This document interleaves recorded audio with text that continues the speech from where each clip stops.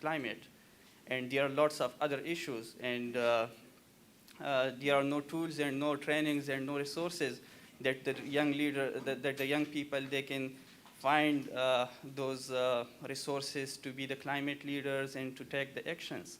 So I think that's what I was just thinking to present my opinion, and I was just in between.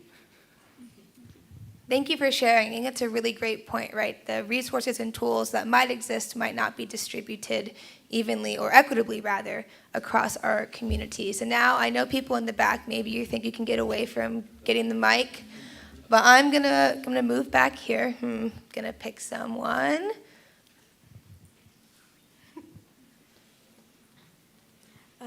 Hello, my name is Dewi. I'm Indonesian.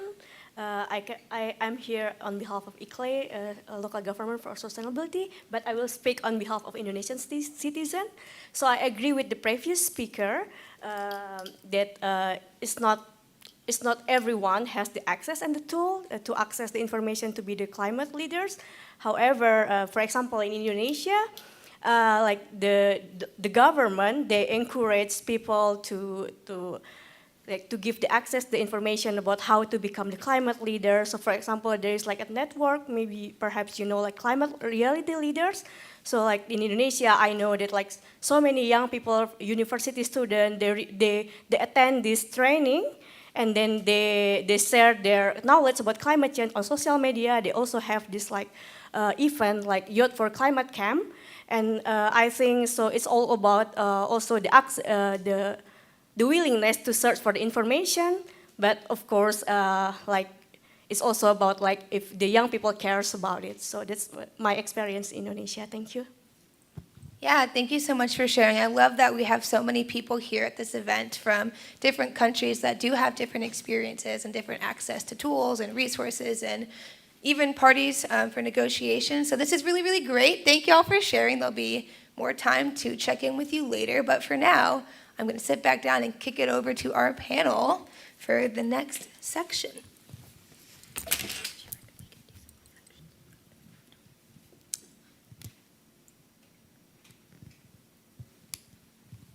No idea if that's off. Okay. So we do have a moment here. We can go with some reflections from our panelists on what was just shared, or you can answer the following question, so it's up to you. What do you think is the role of intergenerational leadership and collaboration in the climate movement? I can repeat. What do you think is the role of intergenerational leadership and collaboration in the climate movement? And this time we're going to go in reverse order. So, Khadija, over to you. Yeah, well, based on what our Cambridge professor mentioned, the whole idea of training from the older generation and the mentorship thing that I brought up from before, that is so important, and that's where the older generation comes in, as well as passing on the mantle. Because, for example, some of the leaders and stuff in the environmental field in Trinidad and Tobago, they are way past the retirement and they're still working, and the only reason they're still there is because there's no one for them to pass it on to, because they're not working on training the younger generation. And now the whole thing is the youth, go out and be the change, do all this stuff, and how you want us to do it? We don't know, we don't understand, right? And intergenerational knowledge is so, and like you said, Hailey, we can't keep pushing this narrative of we're fighting against the older generation. We have to do it together. It's not on the older generation to just be like,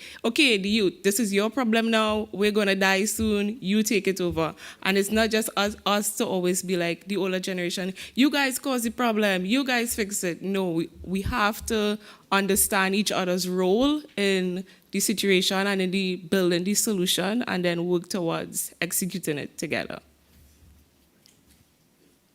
The end. As I try to turn my mic on.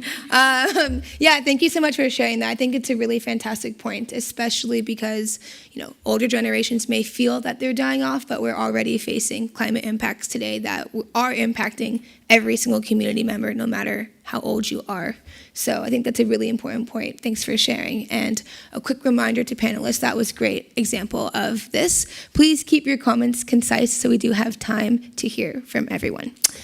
Vina, over to you. I agree with you. Actually, it's really important to work along. We don't have to, one common enemy is not our older generation. It's actually a common enemy is the climate change and the actions or the impacts of it itself. And interestingly, what we did to make this work within our program is we set up something called the Wisdom Council.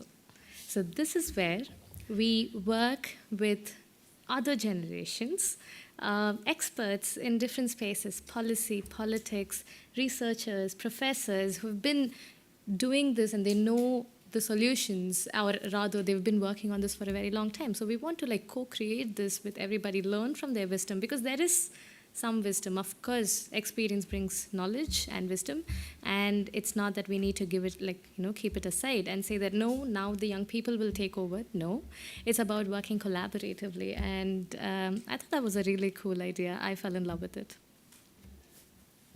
Yeah, I absolutely love that. It's a really, really great example. And before we go to Ruth, Opeyemi, I'm kicking it back over to you. Thank you again, Hailey. Basically, I think what the two other speakers have actually said is what I would probably just speak on as well. Talking about the call of young people is not to just push the other generations out of these spaces, right? What we're calling for is co-creation, and then to have that enabling environment to be able to do what we can do. And this enabling environment can, the other generations are in much better position to help create this enabling environment in terms of spearheading that policy that enables youth engagement, mobilizing for resources. They know some of these best practices to achieving all this. And as such, this indigenous knowledge, these best practices that they know, the best way that young people can be better positioned is if it is trickled down from this older generation. And as such, our call is for co-creation and not just to displace them instead. Yeah, back to you. Thanks, Opeyemi. Ruth? Well, I kind of want to tie in a lot of the responses that y'all had for us during the participation. There was discussion about the different resources that are available, and then also how older generations might even consider youth being, not as knowledgeable in the space. You do see a lot of people who are older think that youth don't know what they're talking about. They often put, this activist said something, but they're not thinking about the economy of the country if we made these, very impactful changes for the environment. Or, we can kind of see if we made certain changes, then there's less money for this and that. There's just excuses all the time, right? There's always excuses. And I think part of that is that older generations might think that youth are naive in having all of these ambitions, but the truth is that there can't be an inclusive discussion if certain generations aren't more open-minded. And I think that therein lies that problem of, we are going through a crisis right now. It's time for you to listen. It's time for you to acknowledge this crisis and actually come together with us and work with us to try to make the world a more equitable place in every way, because social justice is climate justice, and I think it's kind of time that we start addressing those two different facets together. Thank you so much for sharing, Ruth. Sophie? Yeah, I love everything that my fellow panelists have said, and I guess I want to respond on 2 points. One on the kind of intergenerational point, and one on reflecting on what you've just told us. And I promise I'll be brief, Hailey. So I guess on the intergenerational point, I think there's just something really important about the fact that we recognise the process of ageing, which is that all old people were once young people. And young people tend to go on and become old people, right? And what that means is that kind of intergenerationality, if that's a word, is all about not just empowering young people now, but paving the way for young people in the future. And that means for us as young people, recognizing that we won't always be young people, and there's a moment to kind of, exit right off stage and, help kind of bring the next person up the ladder behind you. And I think that's something we're really looking at in our programme, is around kind of mentorship and support around this community of kind of people who started off as youth negotiators and then going on to become slightly more older negotiators, but then supporting the next generation to come behind them. And I think that's what all of us can do at any time. But the other thing I want to talk about is just some of the more controversial topics that we just raised around, should young people be taken to the streets? Should they be here as observers? Should they be here as negotiators?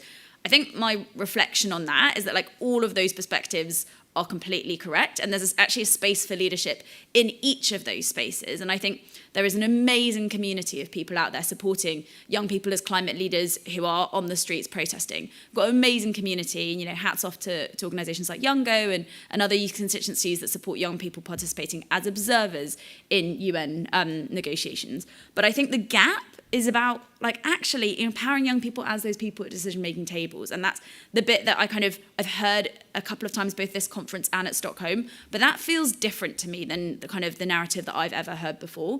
And I do think that the mood is changing to say, stop bringing us in as inspiring speakers, bring us in as negotiators so we have a chance to influence our future. Yeah, most definite. Oh, yes. Question, comment. Let me bring you the, wait. Quick pause.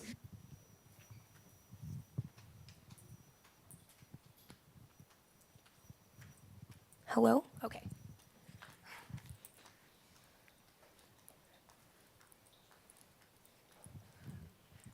Thank you. I wanted to add upon your statement, which I really liked, and I totally agree on that. But maybe to add on, I know this workshop is on youth, but I was thinking that in a lot of negotiations, it feels like you have to be born into the system and then be raised, and then in order to have a voice and to articulate what you try to say, you need years of training. So that's the barrier for youth, right? But that's also, as we have heard, the barrier for older generations who have not earlier been in contact to this kind of negotiation, like the whole UN system. So maybe to expand what you just said, in order to remove the barriers for all generations, all people that are not born into the UN system, there needs to be change or action. Thank you. Yeah, that's definitely a good point. As I walk back, I can share my short reflection is that I grew up in Texas, and I was told to not ever engage in politics because I'll never get a job. Well, I don't really have a great job yet, but I've now engaged a lot in politics, and it hasn't been a barrier to any of my job applications ever, at least that I know of. So I think that's a really great point, is some people are born being told not to engage from their families, from previous generations that maybe just don't know, and that's not a reason to not engage in the future, and we can all be a part of that change by talking with our friends and families and letting them know, hey, politics isn't scary. It is a big beast to tackle and understand, but there's a lot of ways to learn and grow with it, and it can be kind of fun. I meet a lot of really great people, like everyone here, by engaging in politics, and that's some of my best memories in these spaces. Enough about me, though. Can I just add on that, Hailey, though? Because I think there's also a really valid point, right? And, the way that we're trying to tackle that is, giving people, a bit of a crash course in UNFCCC negotiations, all the stuff that you need to know that no one teaches you, right? And that's something we're really excited about, both from, where to find useful information on their terrible website, through to, where to find water, or, how to keep yourself, sane during COPs, all those type of things. But, maybe the kind of broader question here is or kind of call to action for all of us, is that when we step into those positions of power, we know those are barriers that not just young people, but all people face in participating in the most important negotiations of our time. What can we do to change those? If any one of us was UN Secretary General or whatever, what would we do to change the process to make it more easy for anyone to participate? Because you're right, it's not just a young person's issue, and we all have a duty to help remove that for future generations. That is such a great segue into my next question, which is exactly that. If you could change one thing about how young people are perceived and or included in climate change decision-making spaces, and this can be from the local to the international level, what would it be? And maybe keep this brief so we can have one more question, hearing more about some of your personal experiences and the work that you're doing right now. So Sophie, what is the one thing? Can't make my phone turn on. There we go. Money. That's the one thing I would change. It costs money, as Vina mentioned earlier, it costs money to get here. Lots of the young people in this room are self-funded. And it's also a massive barrier to people from maybe kind of developing countries, smaller developing states, you name it. To get to Bonn for some of them is incredibly difficult. So funding to get people either to negotiations or to fund their projects, that's the biggest issue that young people face, is finding someone to invest cash in the thing that they want to do to change the world, because they're perceived as young and stupid, and that's really ridiculous. And if I can add one final thing, which I know I've seen happen a lot here at this conference, and I'm so saddened to see, visas. The number of young people who are not with us here today because they could not get a visa. That is outrageous. And we need to change those systems, that kind of structural inequity that means that young people don't have access to the cash that they need to do the amazing work that they want to do, or able to get to the place they need to get to. That would be my change. Yeah, thank you so much. Maybe a quick poll. Who in the audience here today either struggled to get a visa, had to do a lot of fundraising, or was totally self-funded, or partially even self-funded to come here today? A lot of people. Yeah, not to mention all the other people who are not here right now. Right. On that, I'm going to, before going to Ruth, segue to Opeyemi, who I don't know if you could see me pointing at you as someone that was exactly in the position that Sophie mentioned and not able to be with us in person, but still amazing that you're able to be here virtually. Thank you again, Hailey. I think one thing that I'd like to change definitely would require superpower, and that would be the mindset of the older generation and people in this position of access to resources that we are talking about, and then inclusion in this space. Because one major thing that is also a major barrier to youth, meaningful youth engagement, is the mindset of this older generation that young people don't really know what they are saying, thinking that we are talking from the point of ignorance, that we don't have anything to contribute meaningfully. But that's actually not the truth. Young people, by reason of our connectedness to the grassroots, technology advancement, higher education, we are better positioned to contribute meaningfully in these spaces. So changing their mindsets and not condemning our contributions and intervention before having us on that table would really definitely strengthen the engagement of young people in the leadership space. Back to you, Hailey. Thanks, Opeyemi, for sharing. Ruth? Yeah, I agree with everything that has been said. If I could just add something, I guess that's included in that is just general accessibility. We are here and we're very excited and we're thrilled that we got this opportunity to be here.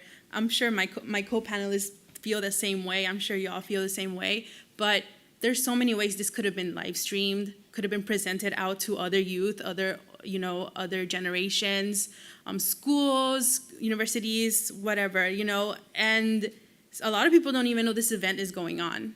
And I feel like that's a big problem because there's so much that's being done here just by us coming here and making our voices heard and being, presenting ourselves as people who are engaged, who are trying to make a difference, who are trying to get those conversations going, keep going on that momentum. But then there's also the problems of accessibility where people might not have access to the internet. They might not have access to like a phone, a computer, anything like that.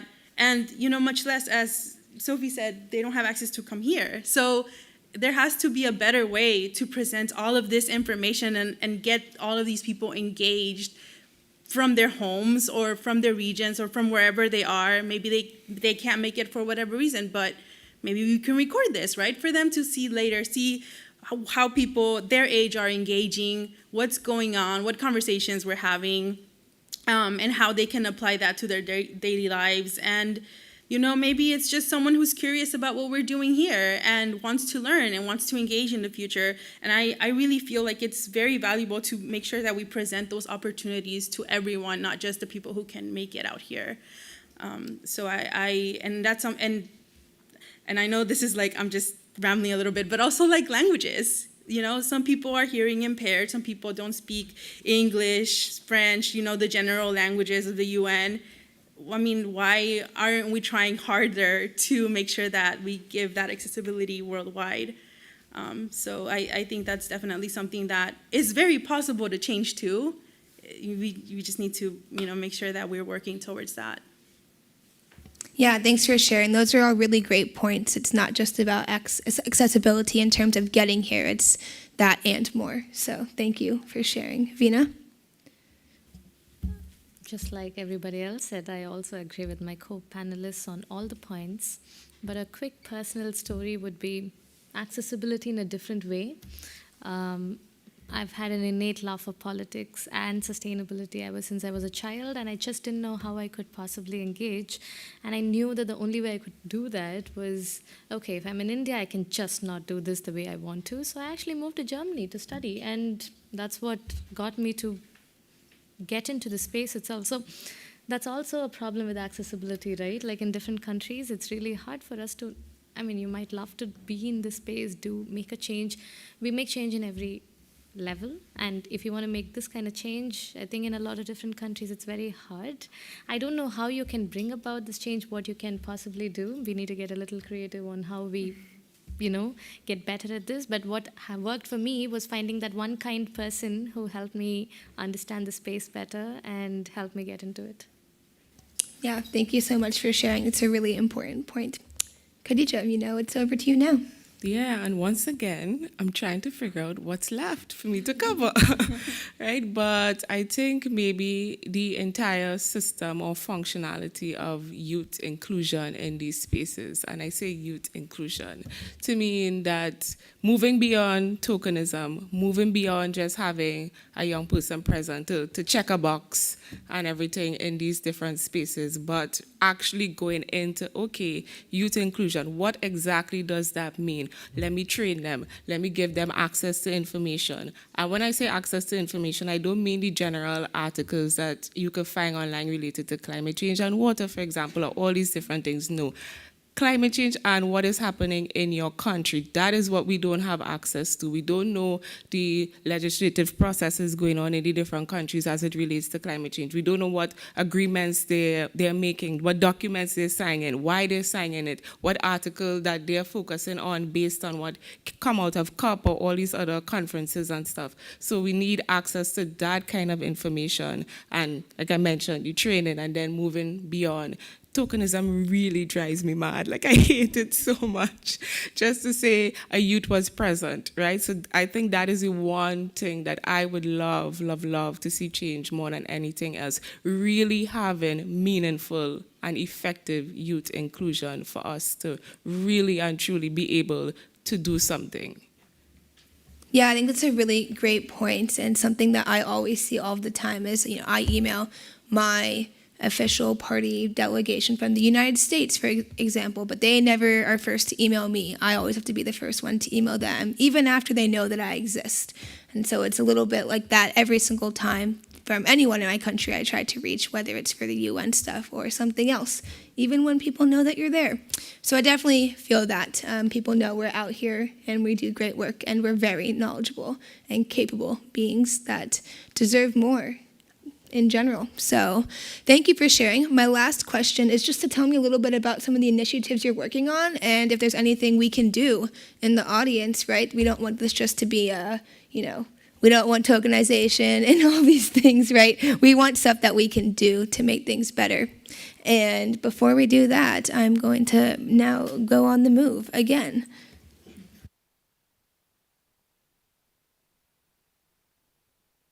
Love about these love about these sessions is that when you make them interactive, there's more people in the audience that get the chance to participate and share. So I'm going to pass this over. Thank you, Hailey. I just like one thing to share, like how to empower young people. I think it's just reducing the age for having the right to vote. I just can speak like for like German circumstances, like having the age of 18, reducing to 16, so that like around about 1.3 million people, young people, are having then the vote to share their like opinion, to vote like for climate positive parties. So I think there are similar circumstances in other countries. I don't know them, but I think there's same issues. So I think like this is a really effective way how to empower young generations. Thank you for sharing. Yeah, I think that's a really great concrete example of one thing that could be changed. So thank you for sharing. Now, moving back to our panel for their last question, just sharing about what they do and how you can get involved, or if they know any other ways that you can get involved as well. Which way did we go? Khadija, over to you. What can you guys do? Well, first I have to share about what I'm working on, right? Okay, so like I mentioned in the introduction, I have my company Eco Vibes Environmental Creatives, and I focus on storytelling, creative content creation and stuff to really educate young children and the general public on issues related to climate change, but not just the general, oh, this is climate change, this is the greenhouse effect, but really moving beyond that and digging deeper into things and opening access to information that they would no longer have access to through podcasts, a magazine, all these other fun things, so that the information is digestible, because no 16-year-old really and truly is going to be reading a 40-page technical report. There is no way, right? But they still want the information and they still want to know.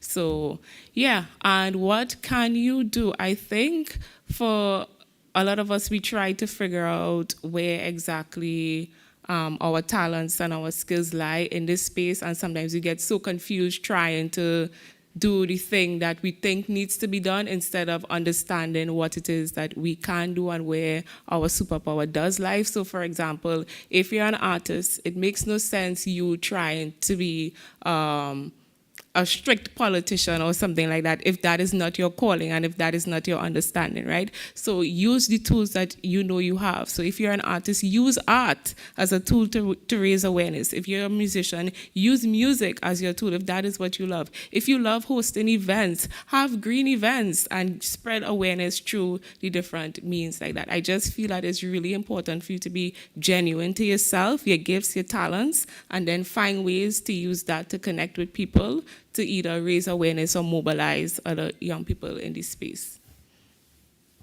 Thank you so much for sharing and using your talent of eloquent speech to let us know. Vina, over to you. That was wonderfully said, and I completely agree with you. I know that I'm not a negotiator. I'm not somebody who can possibly, organize strikes and, ask for what we want. But I think I like to work behind the scenes. I'm an enabler. I love to empower others to do something. And I've realized that's my core strength. And that's exactly what the program we've set up allows. So the Climate Youth Negotiator program empowers next generation of climate leaders to be negotiators, to represent their countries in these UN conferences, especially the climate conferences to start with. Get their countries' interests out there. So this is what we do, and I absolutely love setting up, what I'm actually doing. Yeah, thanks for sharing. Ruth, over to you. That is a great point. Opeyemi, over to you. Yeah, hi again. Basically, I think one thing I've heard mentioned across the panelists is the need for building the skills and competence and understanding of young people to be better positioned for climate negotiations and engaging in these spaces, right? So basically, this is what I do, and then what I do with Care About Climate as well, to create that platform to ensure that young people are better equipped with the knowledge as well as the technical competence they need to engage in this space. For one, creating the climate clubs at the school level, at the community level, for people to better understand what the whole process is all about and better equip them to engage in the spaces. And talking about what you can do, I believe we all have our individual strengths and what we do basically. So one thing I can just encourage is to draw from this your area of strengths, what you are good at. Probably you're good at mobilizing at the local level to also educate young people, or you are good, or you have that connection with political leaders at your country level, at the local level. Keep engaging with them, and then keep positioning other young people to engage in these spaces as well. Back to you, Hailey.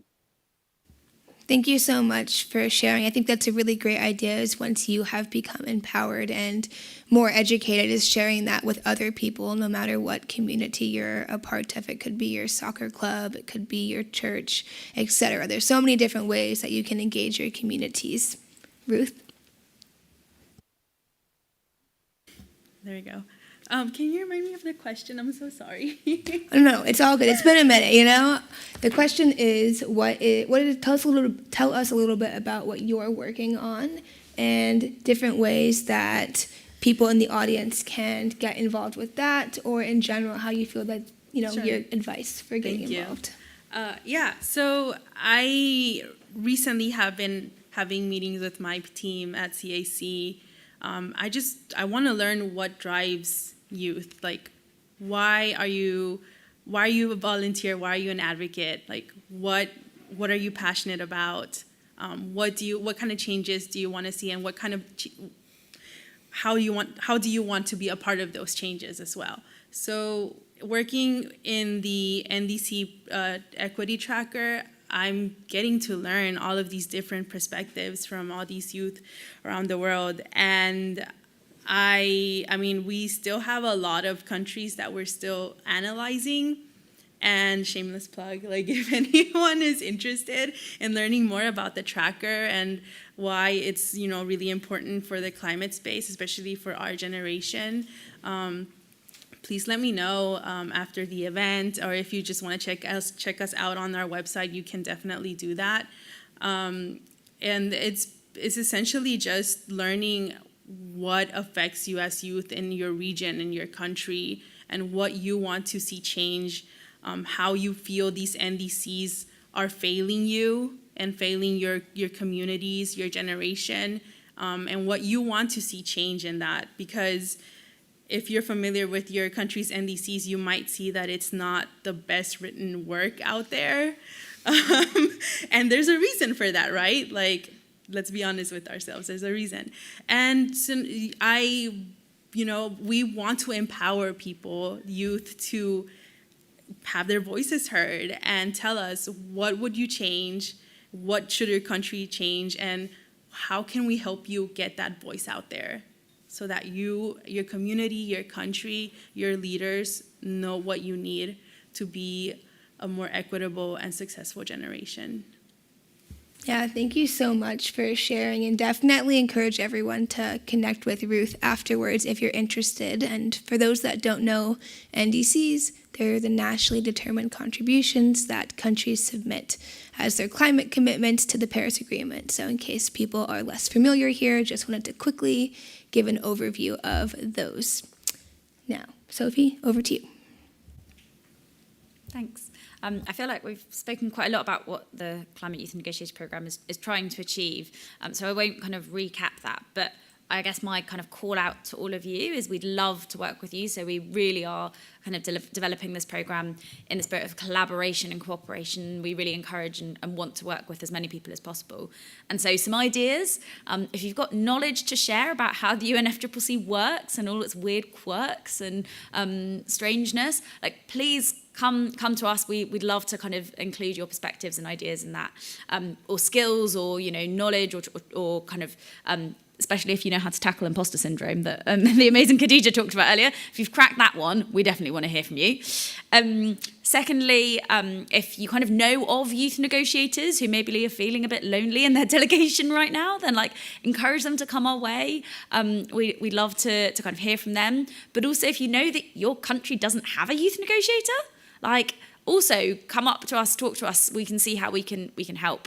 And then finally, kind of spread the word. The more we're talking about kind of young people, not as these kind of inspirational speakers who stand on a podium and then disappear, but as people who are active agents in deciding their future, the better. So, give us some love on social media. We always love that. And more broadly, please do get in touch if there's anything you think we could be doing better. We always appreciate that.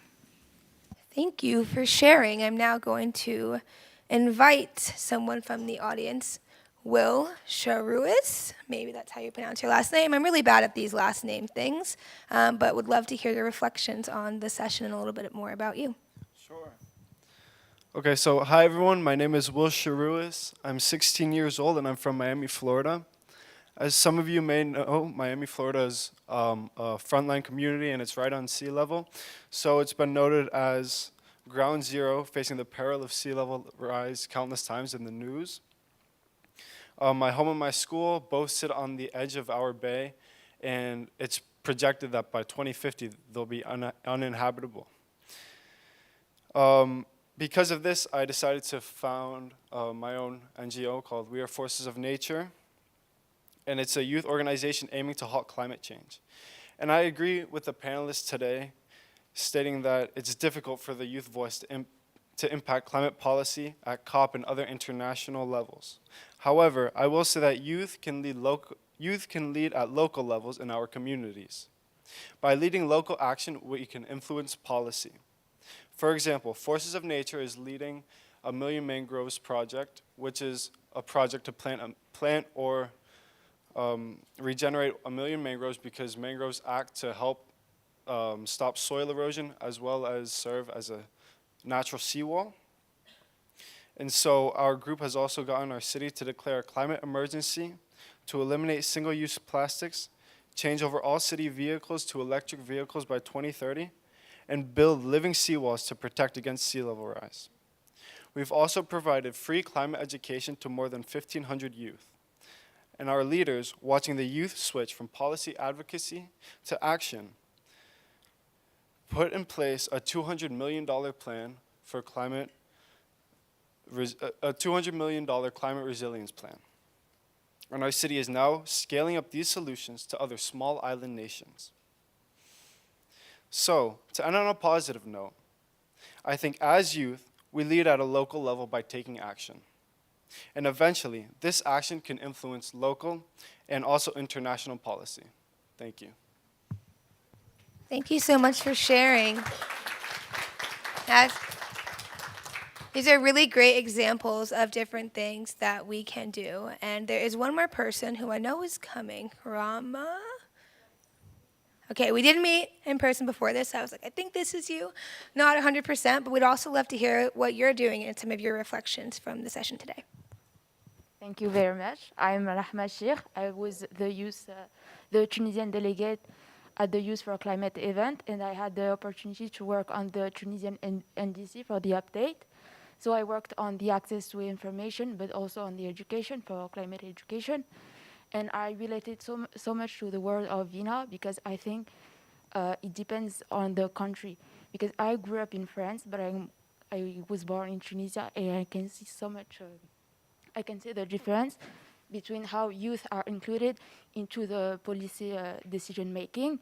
And that's why I decided to go for Tunisia, because I want to take the good practice from France and put them in Tunisia, and to share my experience in Tunisia. Thank you so much for sharing. I think that's another really good example of different ways that we can all be impactful in our communities and different options that there are. Being a youth negotiator may not be the path for you, or it might be. That's really great too, right? But there's also so many other things that you can take a part in, especially if, politics might not be your favorite thing in the world to get in the weeds about all the time. But luckily, we do have plenty of time for some question and answer session things. So I'd love to ask if anyone in the audience has any questions for the panelists or for each other.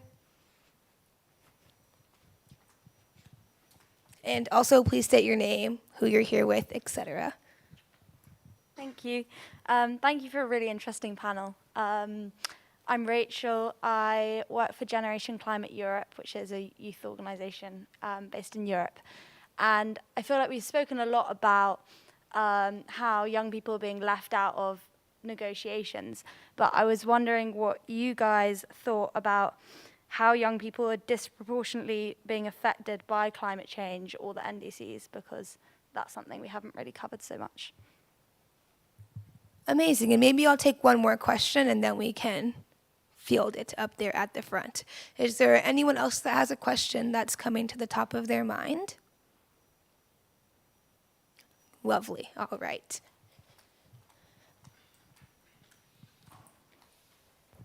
Hey guys, I'm Rahul. I'm with a party Overflow badge from Australia, and I'm part of an organisation called AFICE, which aims to connect young Australians with the Australian delegation. And so I guess my question is, as youth, we have lots of ideas on things we want to do on a broader level, and getting youth on board is quite easy, but trying to get like people that can support us and people in positions of power is more difficult. So I guess my question is, what do you guys suggest we do in order to get people to support us, be it funders or other institutions? Yeah, those are both really, really great questions. Is there anyone from our panel that is ready to respond? And not everyone has to take the questions, but feel free to take the mic.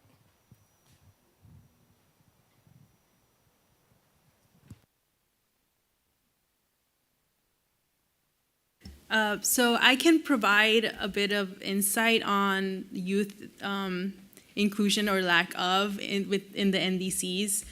So that's actually a great question and a great observation. It's a common denominator in NDCs that we've had analyzed where youth are just not included.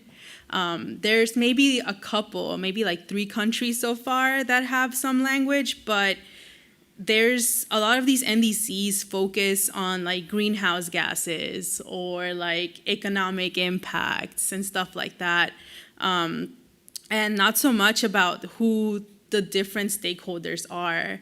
And when they do have some kind of language, it's usually very general. So they'll be like, oh, we spoke to communities. That's it. Like, okay, who? What communities? Like, what does that mean? That can mean anything, right? And so that's the main reason why we started this NDC project, like Equity Tracker, because we wanted to make sure that we had youth analyze these and tell us why they think they could be better and how they can be better.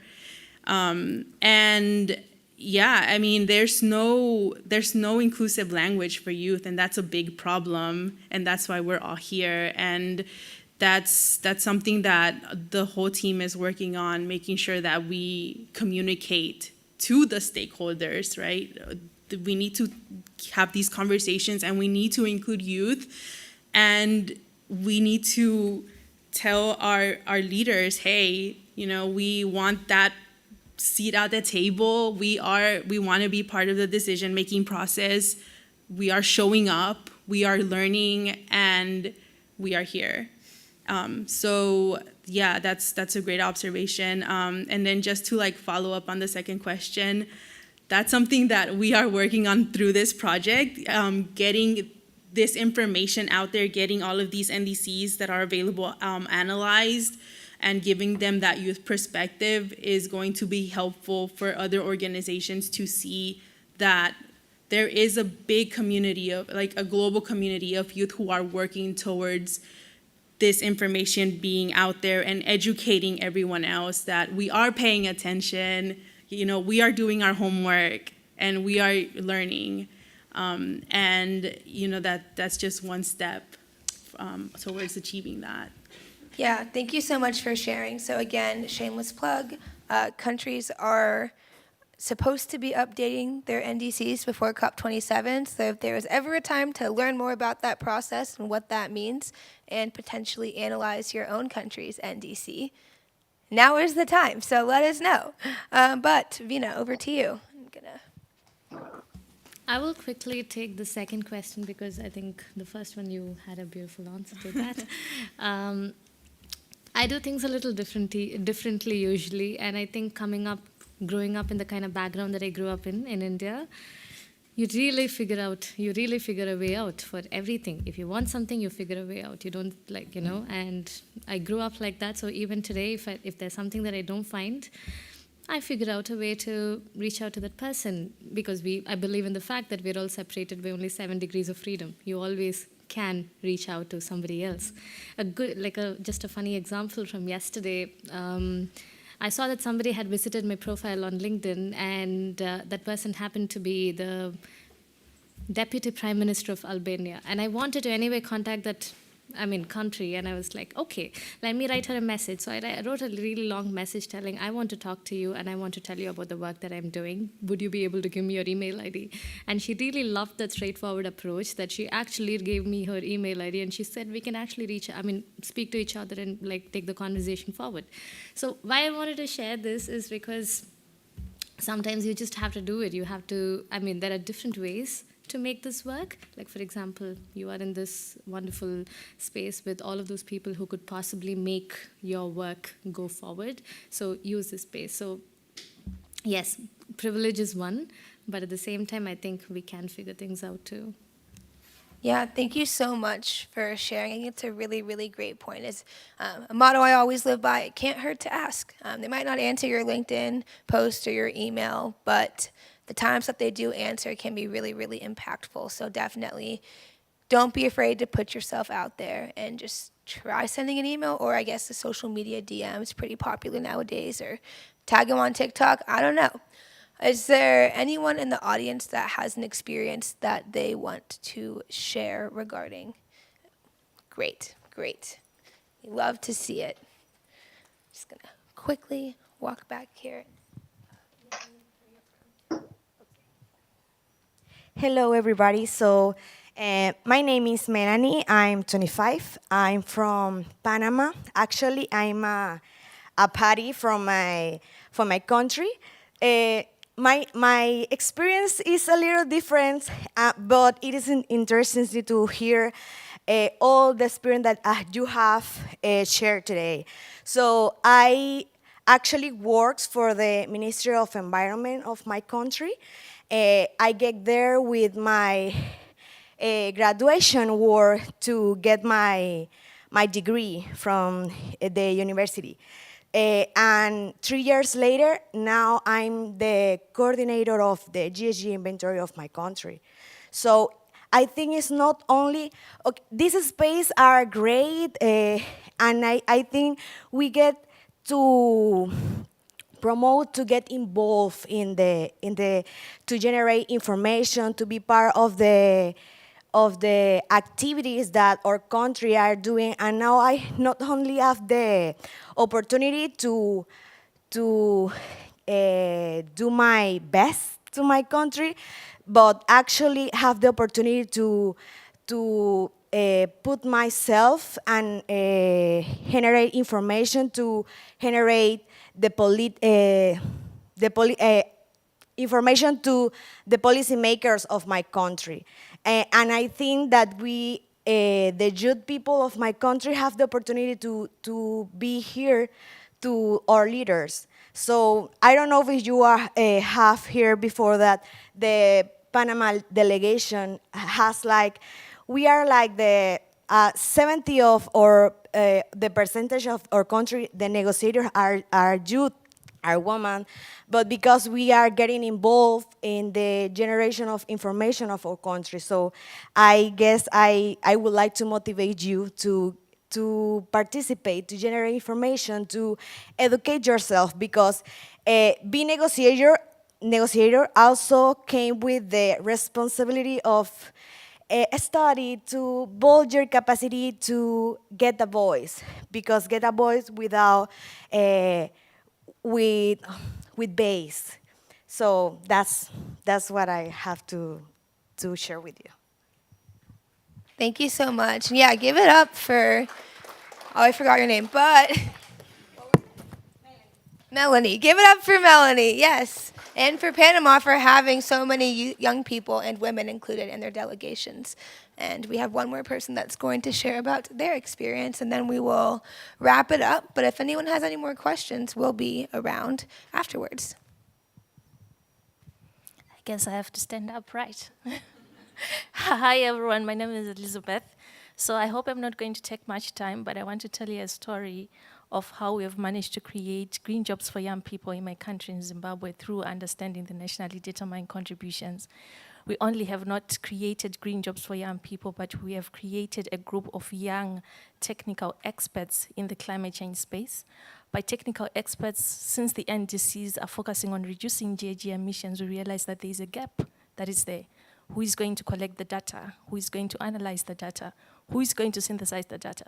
So we have mobilized young people from my country, Zimbabwe, who are taking courses under the Greenhouse Gas Management Institutes, focusing on different thematic areas. It could be the waste sector, follow sector, agriculture, forest, and other land uses, energy sector, and the industrial processing sector. They are taking those courses so that they get to analyze, to quantify, to synthesize that data, which has been missing. It's not only missing in Zimbabwe, but in most African and developing countries. So after that, they also have the opportunity to travel to different countries to synthesize their data. So this is what we are currently working on. We realize that on negotiations, we are way too behind, but we've managed to convince our government. We've also managed to we've also managed to reach out to other partners to support us in training young people in the Southern African, so that at least we have a group of young people that are technical experts in the climate change space, but we also have a group of young people that can possibly negotiate and contribute meaningfully in their party delegation. But this all came about understanding what NDCs are, how we played our role in making sure that we make sure that young people are part of the discussions. When our NDCs as a country was reviewed, the NDC document only mentioned young people once. And we said that is impossible. Zimbabwe has 66% of young people, and we cannot have a nationally determined contribution document which only mentions young people once as a vulnerable group. And we said we are not going to accept this document. We want to add our inputs. And now, if you check our NDC's document, national documents, it will talk about, it mentions young people more than 15 times. This is because of the interventions and the power of coordination amongst young people. All over the world, you see that we all have the same objectives, but sometimes the way we are tackling the process or we're tackling the problems that we have is more different. Yes, we can achieve. Yes, it's possible to achieve, but the power of coordination, it will make the impact even bigger and better. So this is the message that I had to say. Thank you.